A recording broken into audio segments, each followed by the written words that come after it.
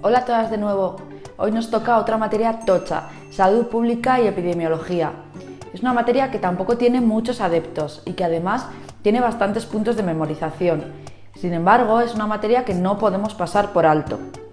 Es una de esas materias que nadie empezaría por ella, pero por otro lado recomendamos que no la dejéis para el final, porque como os digo, es un poco densa y cuando ya llevamos demasiada materia estudiada, pues nos puede parecer que no nos entra. Además, los conceptos más preguntados se repiten muchísimo. Entonces, si te la estudias más al principio, vas a poder ir contestando más preguntas correctamente. O incluso si vas fallando, te vas a ir quedando con esos conceptos más preguntados, te va a ir subiendo esa autoestima. Tener controladas las materias complicadas más al principio te sube, pues lo que os digo, la autoestima, o sea, esa autopercepción de que puedes con ello. Ya verás. Como os dije cuando desenredamos la materia de investigación, en esta materia hay una parte que es la epidemiología, que está muy relacionada con la materia de investigación. Así que nuestra recomendación también es estudiarlas una detrás de la otra. Al final del vídeo os cuento un concepto rentable que la gente no se suele saber y que es muy sencillo de estudiar. Pero antes de esto vamos a centrarnos en esos puntos imprescindibles tanto para las que vais sobradas como para las que vais más apuradas de tiempo. Uno de los puntos imprescindibles de salud pública son los determinantes de salud de la LONDE. Saber cuál es el más modificable, el menos modificable, el que más influye, el que menos. Los determinantes de salud de la LONDE son biología humana, entorno, estilos de vida y servicios sanitarios, esos 4. Se dice que la biología humana es el menos modificable y los estilos de vida el más modificable. Estos dos determinantes son los que más influyen. Los estilos de vida el que más y seguido por el de biología humana, que es la genética, el envejecimiento. Por otro lado, los servicios sanitarios es el determinante de salud que menos influye. Sin embargo, se dice que es el determinante de salud que más recursos económicos consume. Otro imprescindible es saberse los diferentes periodos de la historia natural de la enfermedad con la prevención que se aplica a cada periodo. Este punto también se repite en la materia de familiar y comunitaria. Los tipos de prevención que son la primaria, la secundaria, la terciaria y la cuaternaria son un súper imprescindible, pero no solo de la materia, sino de todo el temario. Casi siempre cae una pregunta de esto. Prácticamente siempre estas preguntas suelen ser en modo de caso práctico, es decir, nos dan un ejemplo y tenemos que identificar la medida, si es de prevención primaria, secundaria, terciaria o cuaternaria. Casi siempre intentan liarnos entre primaria y secundaria, porque quizás es con las que más nos liamos. Así que este punto sí que merece la pena invertir tiempo en entenderlo bien y ver diferentes ejemplos hasta que tengamos esto totalmente controlado.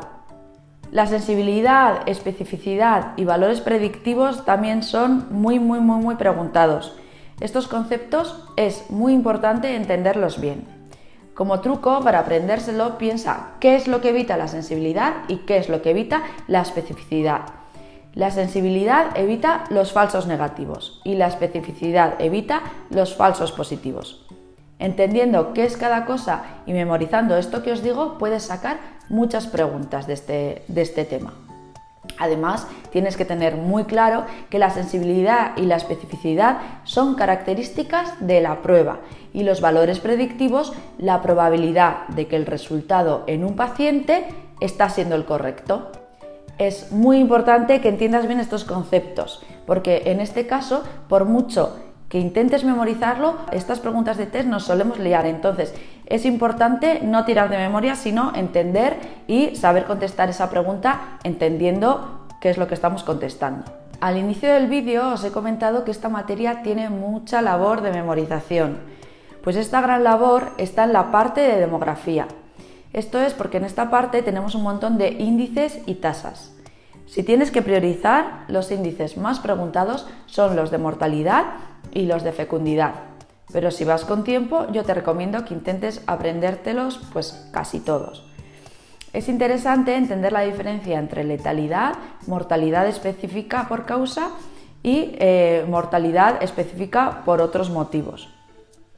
es bueno ponerlos en una libreta de memorización y así te vas acordando de repasarlos de manera frecuente para controlarlos bien. De la demografía es más fácil de recordar los tipos de pirámides y también son típicamente preguntados. Y por último, la parte de epidemiología. De esta parte es súper importante saberse bien los diferentes tipos de estudios. Como os digo, esta parte es la que va unida a la investigación. Cuando se empezó a preguntar más sobre estos temas, una pregunta sobre los tipos de estudios era lo más típico. Ahora, aunque a veces cae, quizás ya no lo preguntan tanto. Sin embargo, es como lo más básico, que todo el mundo se lo ha estudiado. Entonces, tú no puedes ser menos. Y por último, el concepto rentable del que os hablaba. Sencillo y no todo el mundo lo conoce. Este es el número necesario para tratar, NNT, y número necesario para dañar, NND. Estos dos números son dos cálculos estadísticos que se utilizan en el ámbito asistencial para poder tomar decisiones a la hora de saber riesgo o beneficio de una intervención que se ha estudiado en un ensayo clínico. El NNT debe ser idealmente bajo, el ideal sería de 1. Esto indicaría que solo se necesita tratar a una persona para obtener el beneficio buscado. Si el número va aumentando, quiere decir que la intervención no es tan eficaz, porque imaginaos que hubiera que tratar, por ejemplo, 100 personas para encontrar el efecto deseado, pues entonces esta intervención no es tan eficaz. Y el NND es parecido, pero nos habla más de seguridad. El NND representa el número de pacientes que deben ser tratados para encontrar un efecto adverso o producir un daño, por lo que cuanto más alto, pues mejor. En este caso, imaginaos que el número es 10. Realizamos la intervención y cada 10 pacientes encontramos un efecto adverso o producimos daño. Pues no se trataría de una intervención segura. Por eso el NND cuanto más alto, mejor. Y el NNT cuanto más bajo, mejor. Y hasta aquí este desenredo de la materia de salud pública y epidemiología. Espero que os haya ayudado y pues nos vemos en la próxima.